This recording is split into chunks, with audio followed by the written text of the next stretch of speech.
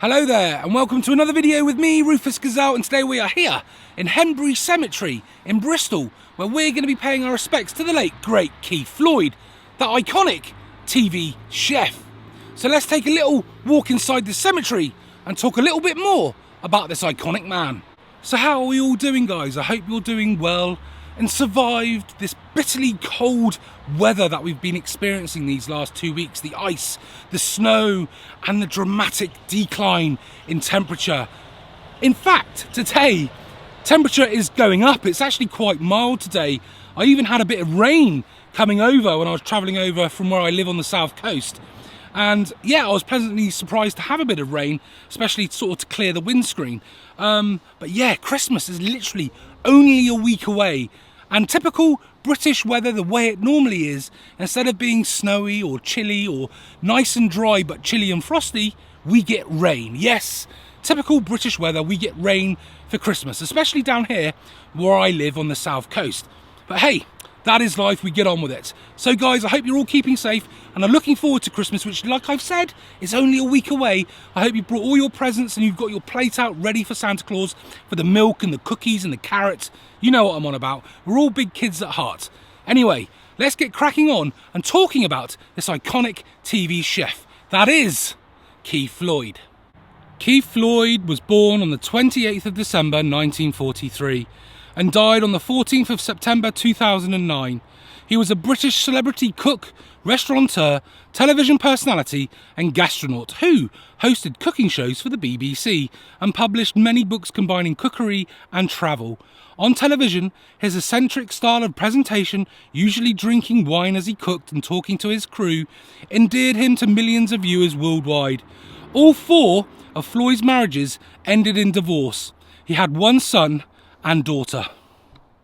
Floyd was born in Sulhamstead near Reading, Berkshire on the 28th of December 1943 to working class parents Sidney and Winifred Floyd.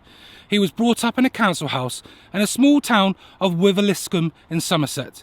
His family made financial sacrifices to enable him to be educated privately at Wellington School in Somerset. Floyd became a cub reporter on the Bristol Evening Post. He claimed, perhaps jokingly, that he decided to join the British Army in 1963 after watching the film Zulu, although the film was not released until 1964. He attained the rank of second lieutenant in the Royal Tank Regiment, serving on Centurion tanks, where he pestered the mess cook to produce gourmet dinners. After 3 years, finding that he and the army were mutually incompatible, Floyd found employment in several catering-related jobs, including barman, dishwasher and vegetable peeler. By 1971, Floyd had acquired 3 restaurants in Bristol: Floyd's Bistro in Princess Victoria Street in Clifton, Floyd's Restaurant in Almervale Road and Keith Floyd's Restaurant in Chandos Road, Redland. All 3 restaurants had financial problems. Floyd sold the restaurants and the rights to the name Floyd's Restaurant and moved to the south of France, where he opened another restaurant. But unfortunately, yet again, it ended in financial problems, and thereafter he returned back to Britain. Floyd's first foray into the world of show business was as a radio chef on Radio West, an independent commercial radio station in Bristol. TV producer David Pritchard then offered him a slot on BBC West regional magazine show RPM, presented by Andy Batten Foster. That led in 1984 to him being offered his first BBC TV series, Floyd on Fish, which started his rapid rise to national popularity. Floyd never described himself as a chef since he was untrained. He became well known for cooking with a glass of wine in one hand, often in unusual locations, such as a fishing boat in rough seas. He was regarded as a pioneer of taking cooking programmes out of the studio. The chef went on to present his shows from around the world, cooking on locations in his unique, chaotic style. He brought and ran the Maltsters Arms in Tuckenhay, Devon in the late 1980s. He was more often seen at the bar than in the kitchen. The failure of the Maltsters led to his bankruptcy. Despite TV success, Floyd continued to have financial problems and personal conflicts. He was declared bankrupt in 1996. The Daily Mirror claims that this happened after he personally guaranteed an order for £36,000 worth of drinks. He lived in Kingsale, County Cork, Ireland for a time in the mid-1990s. Floyd travelled widely to cook local dishes and entertain people around the world. His cooking shows were often marked by a tendency to consume wine during his preparation of the food.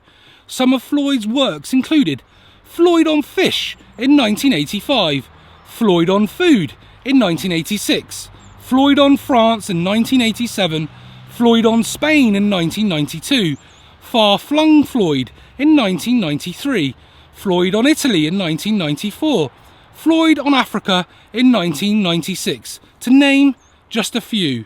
He also published a plethora of cooking books like Floyd on Hangovers, Hot and Spicy Floyd, Cognac Cookery, Flash Floyd, and a Splash and Dash Cooking with Keith Floyd, which is just a dip in the ocean to his complete catalogue and collection of books.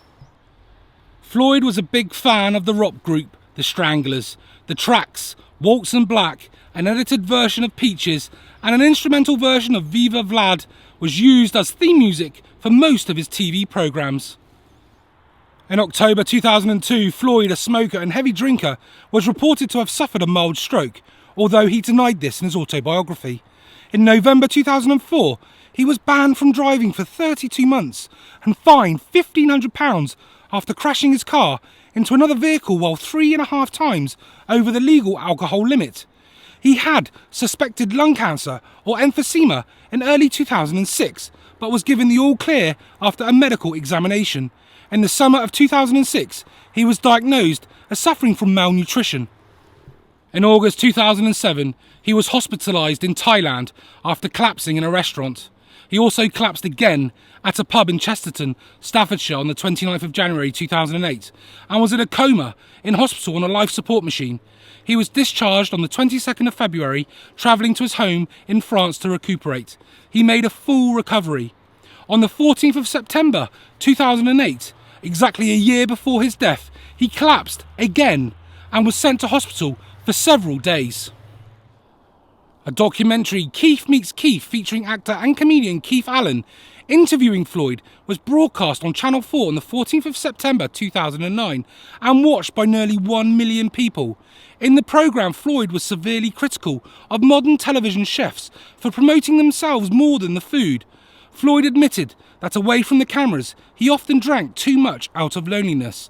It later emerged that Floyd had collapsed and died a few hours before the actual broadcast, Keith Meets Keith.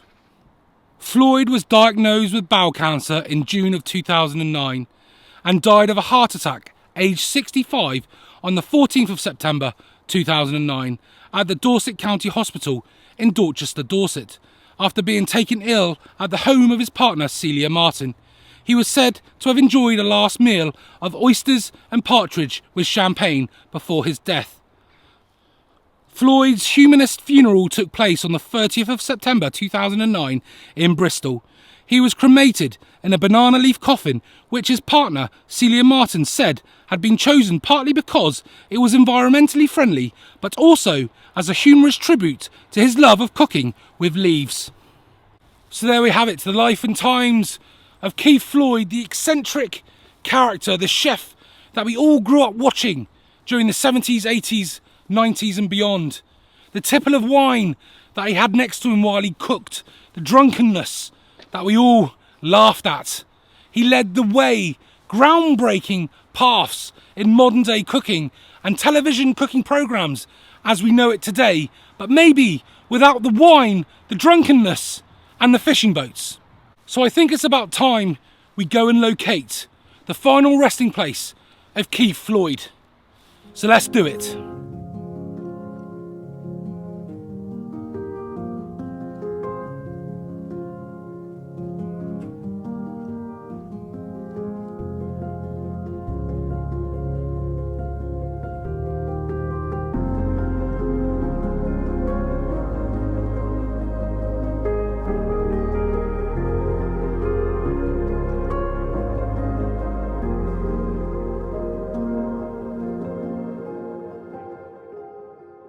So as you can see, this is the final resting place of Keith Floyd, and the grave itself is looking a little bit worse for wear. It's looking a bit neglected and in need of a little love and attention and a little bit of cleaning. and maybe some flowers. So I think that's what we'll go and do.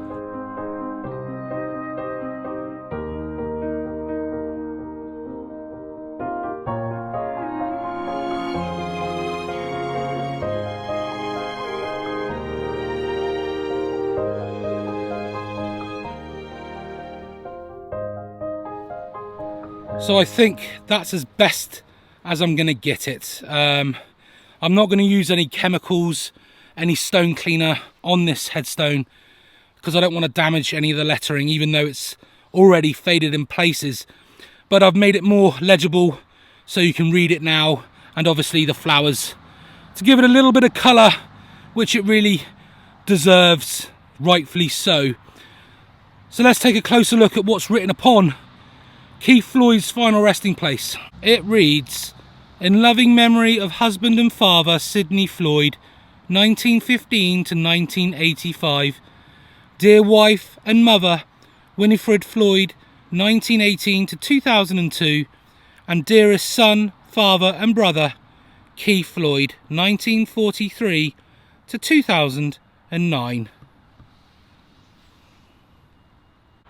So there we have it, the final resting place of Keith Floyd here at Henbury Cemetery in Bristol. Hopefully I've done it justice, which it so rightly deserves, and I can't do no more than that. So there we go, guys. So what can I say?